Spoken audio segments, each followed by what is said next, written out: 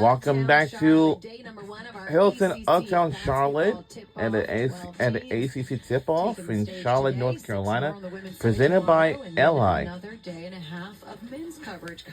Now, we will eventually hear something from the commissioner, and we won't forget that the women's basketball tournament will take into the Gas South Arena in Atlanta, Georgia, from March 4th to 8th. ACC, it's been extremely successful in the NCAA tournament with a combined 75 appearances since. And of course, some teams have made it to the NCAA tournament, and of course, the Final Four appearances. 10 years. Those and are yeah, make all of us very happy, but especially ACC Commissioner Jim Phillips, who is here with us now. So we have the Commissioner, Jim Phillips, will be joining us on the show for right now. It's a season that's going to be tough in the non-conference for the ACC. We've talked to a lot of the coaches about it, and I know it's something that you're really proud of, as are they, for what it sets the league up for.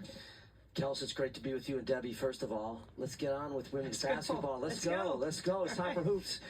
You're exactly right. I'm proud of the coaches and the athletic directors. We certainly talked to them at great length about non-conference scheduling. We're coming off the year. He just began his ACC team transfer against top 25 AP teams. And he was the Northwest Director of Athletics from 2008 to 2021. And hey, he's here. So it is the toughest non-conference schedule in the country. And then we're also going international, which we've done now the last several years. And Duke and Cal will go out to France, and Louisville will go to Germany. And then, you have some of these other preseason events that are the very best of the best. But if you're going to get yourself ready for ACC play, you better take your non-conference scheduling seriously. And that's exactly what our schools have done.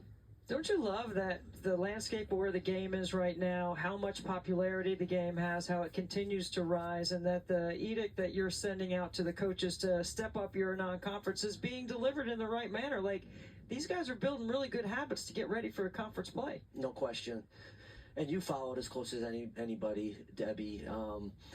And those coaches are aware of where young women today want to what they want to do. They want to play the best. They really do. And if you're going to get ready for the ACC, then, as I said, you have to make sure that you're playing a really good non-conference schedule. The other piece of this thing is growing the game. And you had a little shot of Gas South Arena in Duluth. I'm very excited about that. I really am. If you're going to really grow the game, then you have to put it out into communities where there's young girls, young boys, families, basketball fans. And they won the bid fair and square. And that's what I like. It's about competition. So I did not have any predetermined winners of where we would have our 49th Ally ACC tournament. They won the bid. And so we were down there a few weeks ago, had an absolutely outstanding visit with them as they prepared a press conference. I give Brooke Wyckoff from Florida State and our coaches a lot of credit, because they were the ones that were willing to kind of get out of their comfort zone and let's go try another community. So we're looking forward to that. We've seen so many communities embrace ACC basketball as a whole, and to your point, both of you, it's about growing the game and something that continues to put the league in a great spot, and obviously Duke in a great spot is seeing what Kara Lawson now has coming up and being named the USA Women's Basketball National Team head coach. Just from where you're sitting, like, what does that mean as the commissioner of the ACC that she is now going to be the head coach of USA Basketball Women's National Team? It's incredible. I'm really proud of Kara. I just am. I went over to Durham 2 weeks ago for the announcement. Her family was there, her mom, her sisters, all, a lot of her close friends, a lot of people that she knows, her team. That is the highest, I think, recognition you can have in the United States of America when it comes to the game of basketball, and maybe a lot of other areas. She's earned it. She was a great high school player. She was a great player at Tennessee. She was a great pro. She's been in the coaching of USA basketball, with 3-on-3 and others. She's earned it. She's earned it. And listening to her speak about it, this has been very intentional. This was something that was a goal of hers. But I'll tell you a quick story. My first assistant athletic director job was at the University of Tennessee, and I got a chance to get very close with Pat Summitt. They had split departments, but I always kind of gravitated towards the women's side and spent a lot of time with Coach Summitt. She was so good to me as I was working on a PhD. And I remember her telling me about a high school kid that was coming in that also played football early on in their life, and it was Kara Lawson. And I had a chance to watch her play for a few years before I left, and then she graduated. She's everything that's good and right about the game of college basketball, and we're really proud. Nell Fortner, right? Dawn Staley, Tara Vanderveer, and obviously Kara Lawson and Kay Yao. I'm sorry, I knew I was missing one, but those are lineage of women's coaches that have ties to the ACC.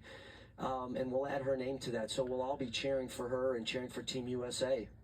You wear a lot of hats in the landscape of college sports. You have a lot of responsibility, not just the ACC, but you have a vision for a lot of things. And when you wear your women's basketball hat, there's a lot of areas in the game that you're pushing forward because you see a vision for continued growth and a continued avenue for revenue.